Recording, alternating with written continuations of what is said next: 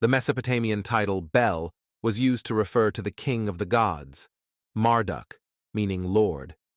It is unclear whether the Amorites coined this title or if it existed earlier among the Sumerians. However, this title quickly spread among the Canaanites and came to refer to the weather god, whose attributes resembled those of Marduk.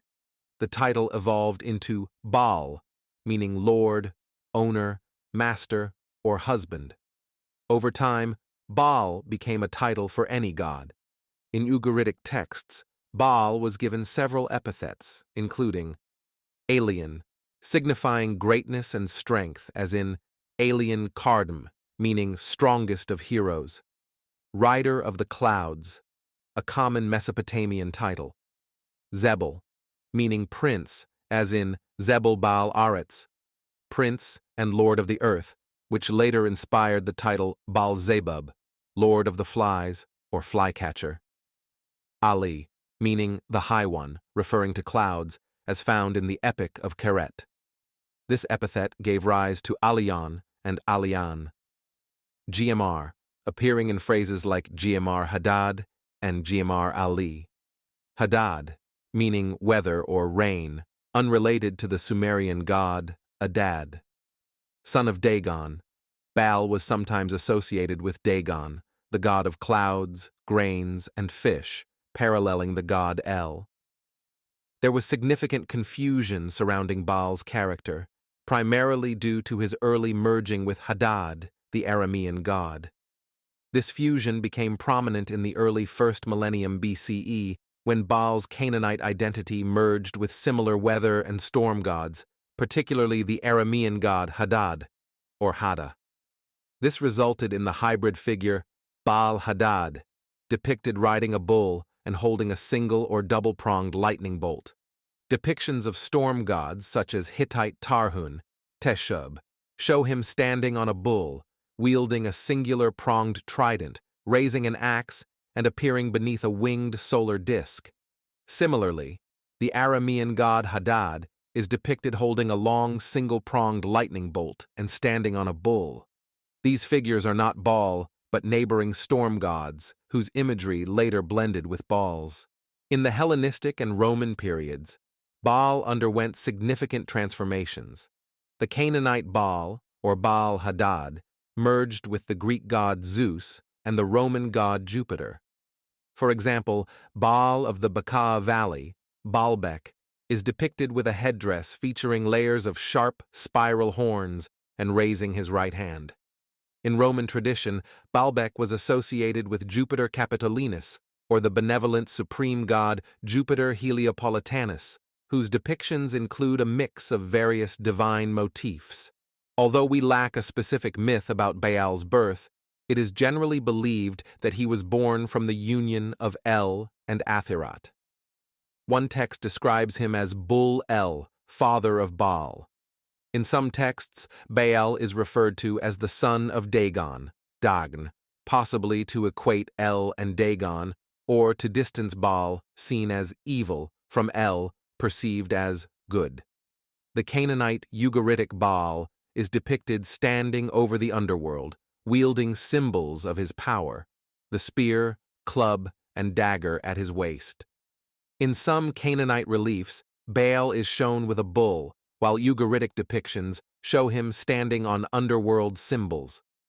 Baal seized the title Bull from his father El after usurping his throne. It is suggested that Baal plotted an attack on El to take the throne, but El countered with support from the sea god Yam, who allowed Baal's palace to be built and recognized Baal among his children. As Baal grew, he and his sister Anat engaged in battles, which they won.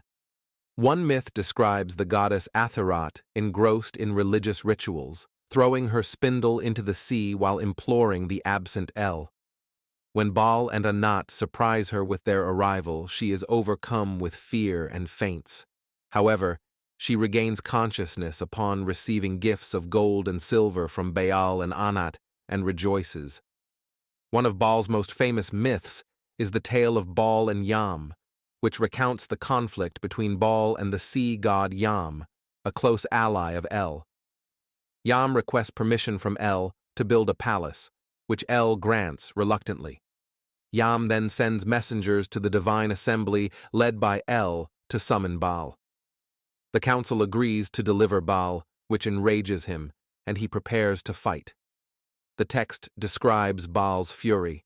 El, the bull, his father, answers, "Baal is your servant, O Yam.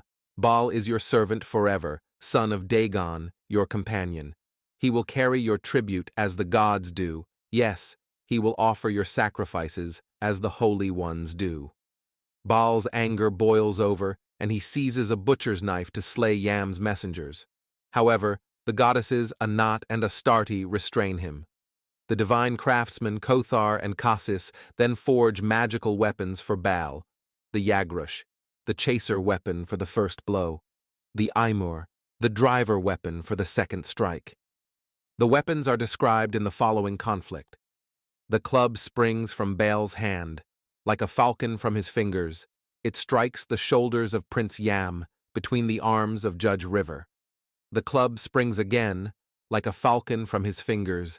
It strikes the head of Prince Yam between the eyes of Judge River. Yam staggers and collapses to the ground. After defeating Yam, Baal faces criticism from Astarte for killing Yam, who was beloved by El. Baal seizes authority over the gods, but is denied full kingship due to his defiance of El. This victory also marks El's abdication of the throne, symbolizing Baal's rise to power and El's retreat to the far islands or the underworld. This myth, along with the story of Baal's palace, may form part of the lost Canaanite creation epic.